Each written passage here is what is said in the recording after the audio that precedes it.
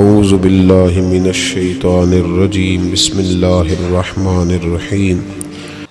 ولی اللہ کی علامہ اقبال کہتے ہیں وہی ہے تیرے زمانے کا امام برحق جو تجھے حاضر و موجود سے بیزار کرے اور موت کی شکل میں دکھلا کے تجھے جلوائے یار، زندگی تیرے لیے اور بھی دشوار کرے، مشکل کر دے تیرا مرنے کو دل کرے، تیرا دل کرے کہ مروں گا تو محبوب کے جلوے پھر سے نظر آئیں گے۔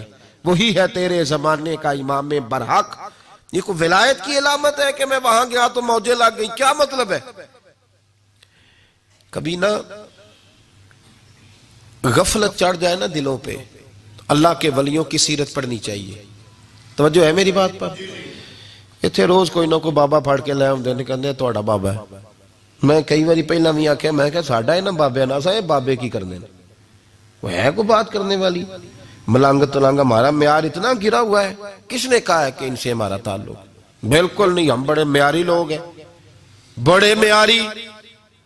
ہم اگر مانتے ہیں تو داتا علی اجویری جیسے لوگوں کو مانتے ہیں۔ ہمارا بڑا معیار ہے، کوئی ایسے نہ سمجھے، بڑا بہت بڑا معیار ہے ہمارا۔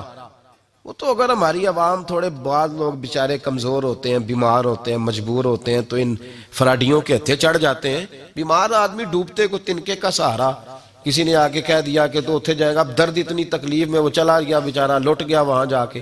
یہ تو ظالم ہے، تو لوگوں کی مجبوریوں سے فائدہ اٹھاتے ہیں، مجبوریاں لوٹتے ہیں لوگوں کی تکلیفوں سے۔ ایک بی بی ہے، اس کا خامد مارتا ہے، تنگ کرتا ہے، اذیت دیتا ہے۔ ایسی عورتیں آتی ہیں جو آ کے کہتی ہیں بتا نہیں سکتی، ساری رات ٹھنڈ میں کھڑا رکھتا ہے۔ باپ بھائی کے گھر جاتی ہوں تو رہنے کو جگہ نہیں، وہ بیچاری روتی پھرتی ہے، وہ ان فراڈیوں کے ہتھے چڑھ جاتی ہے، اور زیور لا کے بیچتی ہیں۔ کیا کریں، لوگ تو مجبور ہیں۔ لیکن یہ جو سوداگر ہے نا، پتہ تو تب چلتا ہے جب ان کی پشتوں پر رسوائی کے جھنڈے لگ جاتے ہیں، جب تباہیاں ہوتی ہیں، تباہیاں۔ مجھ سے کسی نے کہا تھا، میں کہہ دیتا ہوں، چلو بات آئی تو کہہ دیتا ہوں، مجھ سے میرے ایک سنگی نے پوچھا تھا، اس نے کہا کہ پیروں اور مولویوں کے بچے نیک پرہیزگار اور عالم فاضل کیوں نہیں ہوتے؟ تو میں نے کہا مجھے ایسے لگتا ہے کہ مریدوں اور شاگردوں سے اچھا سلوک نہیں کرتے، اس لیے پھر ان کی اولادیں تباہ ہو جاتی۔ اگر یہ لوگ مریدوں اور شاگردوں سے پیار کرنے لگے تو رب ان کی اولادوں پہ بھی بڑا فضل فرما دے۔ یہ ظلم کرتے ہیں، اس لیے میں سخت آدمی ہوں تو کئی دفعہ میرا دل کرتا ہے کہ کھلڑی اتار کے الٹی لٹکا دوں اس شخص کو جو دین کے نام پر اور اہل سنت کے نام پر لوگوں کو تباہ کر رہا ہے۔ تباہی کر دی، حد ہو گئی ظلم کی۔ یہ تو مجبور لوگ ہیں، بیچارے چلا گیا ایک آدمی دم کرانے، اب اس کو تباہ کر دیا اس کے بھائی کے خلاف۔ اور تسی بھی ذرا تھوڑی جی ہوش کرے، تویتا نال ہی بندہ مر گیا۔ اب یہ اخبار میں خبر تھی، ایک بی بی مار مار کے اس کے خاوند نے اس کو ہاسپٹل پہنچا دیا، اس کی نظر پہ اثر پڑ گیا۔ وجہ کیا ہے؟ سانو تویز کرا دی ہے۔ تیرا ایڈا ہی کمزور ایمان ہے، تیرے پہ تویز آیا تو نے مارنا شروع کر دیا ہے۔ شرم آنی چاہیے۔ تو کیوں کسی تویز کی طرف دیکھتا ہے؟ تویز کرانا جائز ہے، میں اس پہ نہیں کہہ رہا، میں خود تویز لے کر دیتا ہوں ساری دیہڑی۔ پر سوال یہ ہے اتنا کمزور تیرا ایمان کیسے ہوا؟ پڑھنا اپنے نبی کا فرمان اور تھوڑی جدوجہد کر۔ تیرے اور میرے رسول نے بیان فرمایا ہے، تو اپنے گھر میں سورت بقرہ پڑھا کر، جن تو دور رہے، شیطان بھی تیرے گھر سے دوڑ جائے گا۔ پر پڑھنا اوکھا ہے نا جی، سورت بقرہ پڑھنا ذرا، اب تو یہ پڑھتے نہیں تو کہتے تویز ہو گئے۔ تمہیں چھوڑیں یار، چھوٹی چھوٹی باتوں بغض، حسد، کینے، عداوتیں، بڑے بڑے سیانے بندے پڑھے لکھے تانوں تویز کرا دی۔ اور جانے دے یار، ایمان مضبوط کر، اللہ موت نہ دے۔ میرے کچھ پیر بھائی ہیں اور مرید ہیں، تو ایک دفعہ میں ان کے ہاں چلا گیا منڈی بہاؤالدین کے علاقے میں، تو انہوں نے نا وہ ایک توڑا چاولوں کا اور کئی کلو جناب وہ مسر ثابت اور پتہ نہیں کیا کچھ میرے سامنے رکھا، تو پیسے بھی ڈھیر سارے۔ تو میں کیا تسی مطلب گھر دے کے پتہ چل جاتا ہے نا آدمی کی حیثیت کیا ہے۔ تو باقی ایک چیز میں نے دیکھی ہے، قدر اور قیمت اگر کرنی آتی ہے تو غریبوں کو ہی آتی ہے، یہ بھی پکی بات ہے۔ امیر ناراض نہ ہو جائے، ہاں تسی امیر بھی واہ بیٹھے ہو نا بیچ، ناراض نہ ہویا جے، لیکن میں سچی بات کر رہا ہوں۔ تابعداری، قدر و قیمت، سارے امیر بھی غلط نہیں، میں نے تو امیروں کو بھی جیسے کہا ہے خدا کا فضل ہے وہ ڈھل گئے ہیں، لیکن ایک بات سمجھا رہا ہوں، غریب کا اپنا ایک انداز ہوتا ہے پیار کرنے کا، تو سارا کچھ میرے سامنے رکھا، تو میں کہا چاچی تہاڈا تے گھر انج دا ہے کہ مینوں چول لے کے آنے چاہیے سن، وہ میرے مجھے دے رہے ہو آپ؟ کہندی پیر صاحب ساڈی تے کمیٹی نکلی تاں تانوں سدیا، اسی تے ہاتھ ہی نہیں پاندے پیراں نوں بلان والے کام نوں، وہ بڑے مہنگے ہیں پیر، میں اسی تے نہیں بلا سکتے۔ میں نے کہا اچھا تو یہ چاول شاول، کہندی تسی راضی جایا جے ساڈے تو، ہے نال دے ساڈے گوانڈی نے پیر ناراض ہو گئے سن تے جوان منڈا فوت ہو گیا۔ وہ میں کہا منڈا اللہ ماریا، پیر اینے جوگا ہوندا تے چاہیدا کی سی؟ وہ میں کہا کیڑے تسی چکر وچ پے گئے؟ وہ قدرت ہے اللہ کی، بچہ اب لوگوں کو نفسیاتی قابو کیا ہوا ہے، اے منڈا فوت ہو گیا ہے انہاں دا، اصل میں کمیٹی نکلی تھا۔ اور میں نے کہا آپ تھوڑے سے باز آئیں، یہ ہمارا مزاج نہیں، ہمیں ہمارے بزرگوں نے سکھایا نہیں، ہمیں سکھایا نہیں۔ کہنے لگے کیا مطلب؟ میں نے کہا میں مسجد میں بیٹھ کے تم میرے ساتھ چلو، میں گواہی دیتا ہوں، میں وہ شخص ہوں جس کو اس کا پیر کرایہ بھی دے دیا کرتا تھا آنے جانے کا۔ میرے استاد مجھے، میں جب پڑھنے کے لیے گیا تو وہ جنوبی پنجاب کے علاقے میں روٹی میری مرضی کی، میں پریشان ہو جاتا تھا، تو میں نے اس شخص کے ہاں تعلیم میں چھوڑ کے آ گیا، اماں جی وہ تو میں بیمار ہو جاؤں گا، تو میں نے ان درویشوں سے پڑھا ہے کہ کس طرح کر کے دعا دوں، کیا جملے استعمال کروں، کیا لفظ ادا کروں، کوئی جملہ ہی نہیں ہے ان کے لیے، کیا کہوں؟ اے ہوئی میں دعا مانگ دی، شالا وسے جھوک بریلی دی، کیا کہہ سکتا ہوں؟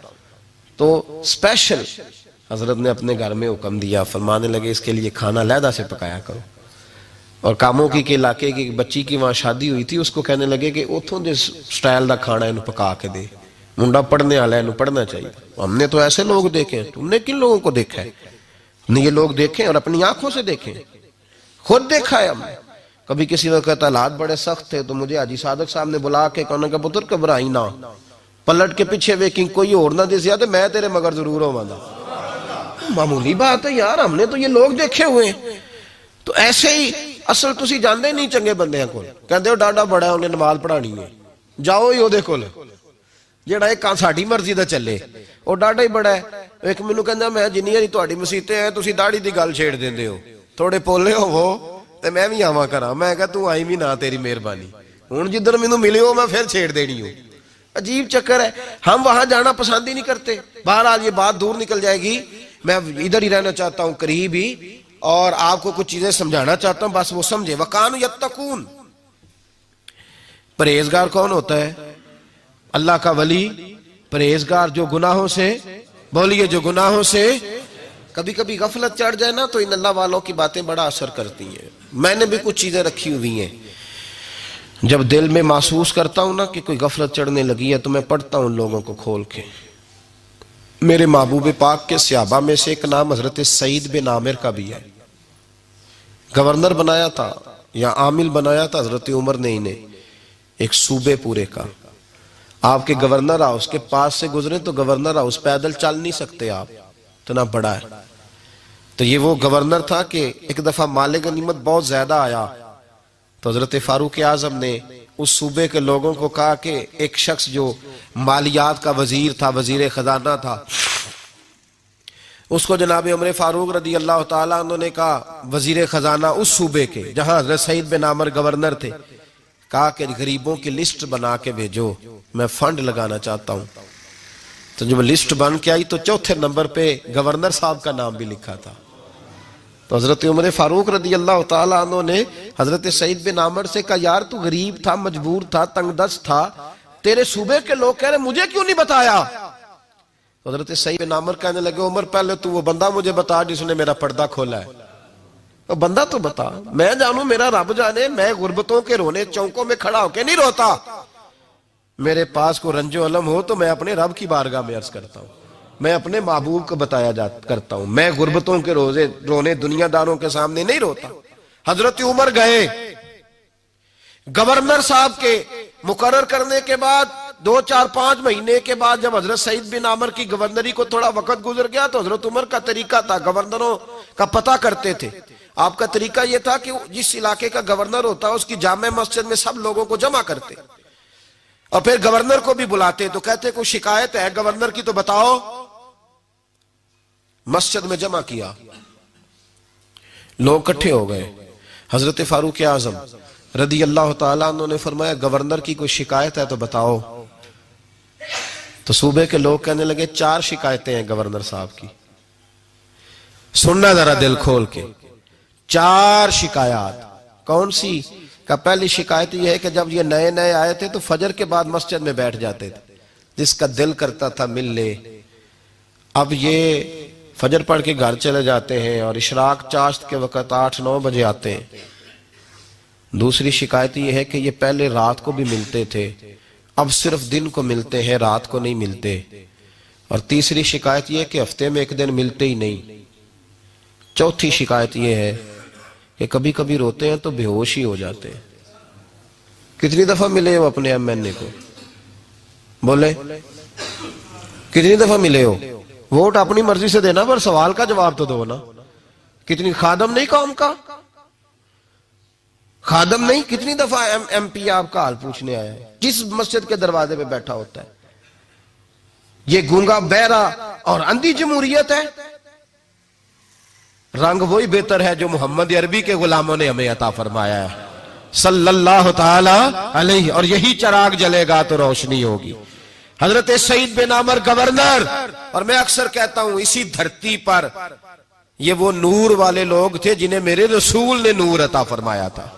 یہ ہے تربیت میرے نبی پاک کی. حضرت عمر نے گورنر کی طرف دیکھا، فرمایا بتائیں جناب آپ کی شکایت آئی ہے.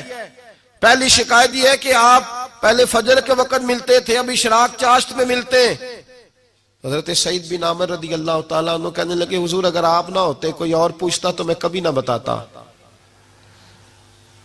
حضور میری مجبوری یہ ہے کہ میری بیوی بیمار ہو گئی ہے اور معذور ہو گئی ہے ٹانگوں سے. میں غریب آدمی ہوں، نوکر نہیں رکھ سکتا. اس بھلی مانس عورت نے 30 سال میری نوکری کی ہے. اب وہ بیمار ہو گئی ہے تو کیا میں اس کو چھوڑ دوں؟ میں سویرے اٹھ کے اپنے گھر میں جھاڑو دیتا ہوں، برتن دھوتا ہوں، آٹا گوندتا ہوں، روٹی پکاتا ہوں اور اپنی باوفا بیوی کے منہ میں لقمے ڈالتا ہوں. حضور وہ پخانہ پیشاب کرتی ہے تو وہ بھی میں صاف کرتا ہوں. وہ میری ذمہ داری جو ہوئی تو ذرا دیر ہو جاتی ہے. بس پہلے سوال کا جواب آیا تو لوگ کہتے ہیں ہمارے جسم کے رونگٹے کھڑے ہو گئے. پھر کہا آپ کی دوسری شکایت یہ ہے کہ آپ ہفتے میں ایک دن ملتے نہیں. تو حضرت سعید بن عامر کہنے لگے حضور کاش یہ لوگ مجھے رسوا نہ کرتے، کاش سرعام نہ پوچھتے تو میرے اور میرے رب کا راز تھا یہی بہتر تھا. فرمایا کہہ چکا ہوں نا غریب ہوں، جوڑا ایک ہی ہے میرے پاس. ٹھنڈ کا موسم ہے تو ہفتے میں ایک دن کپڑے دھو کے خشک ہونے کو ڈال کے بیوی کے کپڑے پہن کے بیٹھا رہتا ہوں. اور ذرا شام ہو جاتی ہے باہر آنے میں تو کیا کروں، نہیں آ پاتا. کہا تیری تیسری شکایت یہ ہے کہ تو رات کو نہیں ملتا، صرف دن کو ملتا ہے. تو حضرت عمر کہتے ہیں اپنی سفید داڑھی جناب سعید بن عامر نے زور سے پکڑ لی. کہنے لگے عمر یار ادھر دیکھنا ہے کوئی بال کالا؟ سفید نہیں ہو گئے سارے؟ اس کا مطلب ہے پھل پک گیا، پتہ نہیں مالک کب بلا لے. گناہوں کی لسٹ بڑی لمبی ہے. سارا دن مصلے پہ بیٹھ کے مالک کو مناتا رہتا ہوں، اس کو کہتا ہوں یہاں پردے رکھے ہیں تو وہاں بھی میرے پردے رکھنا. میں ساری رات دن میں نے رکھا ہوا ہے مخلوق کے لیے، رات رب کے لیے رکھی ہے. عمر کیا کروں، وہاں بھی تو جانا ہے نا، نہیں مل پاتا. حضرت عمر کی آنکھیں آنسوؤں سے بھر گئیں. فرمایا چل چوتھی بات بتا. کبھی کبھی بے ہوش کیوں ہو جاتا ہے روتے روتے؟ تو پھر رونے لگے. کہنے لگے حضور میں نے 40 سال کی عمر میں کلمہ پڑھا ہے. جب 40 سال کے گناہ یاد آتے ہیں تو پھر مجھ سے صبر نہیں ہوتا. اور سوچتا ہوں اگر ایک گناہ کا پتہ تے سارا ہے نا سردار نو کیتیاں دا، من آنم کے من دانم، پتہ تے سارا ہے سردار نو کیتیاں دا. اور جب 40 سال کی خطائیں یاد آتی ہیں تو رو پڑتا ہوں اور سوچتا ہوں اگر مالک نے کھڑا کر کے پوچھا تو جواب کیا دوں گا؟ عمر میرے لیے دعا کر، رب میری 40 سال کی خطائیں بخش دے. حضرت عمر رونے لگے. جناب سعید بن عامر کہنے لگے بڑی باتیں ہو گئیں، میرے بڑے پردے کھل گئے، چل اب میری سزا کا اعلان کر میں جاؤں. عمر اب بتا میں نے جواب دے دیا، اب شکایات پر سزا کا اعلان کرنا میں جاؤں تو حضرت عمر نے ہاتھ اٹھائے کہا اے اللہ مجھے اس طرح کے کچھ اور گورنر بھی عطا فرما، اے اللہ میرے رسول صلی اللہ علیہ وسلم کے غلاموں کو اس طرح کے کچھ اور گورنر بھی عطا فرما۔ یہ میرے بھائی میرے رسول کے یہ تھے وَقَانُوا يَتَّقُونَ، پرہیز۔ میرا مضمون اور تھا، رہتا چلا جا رہا ہے۔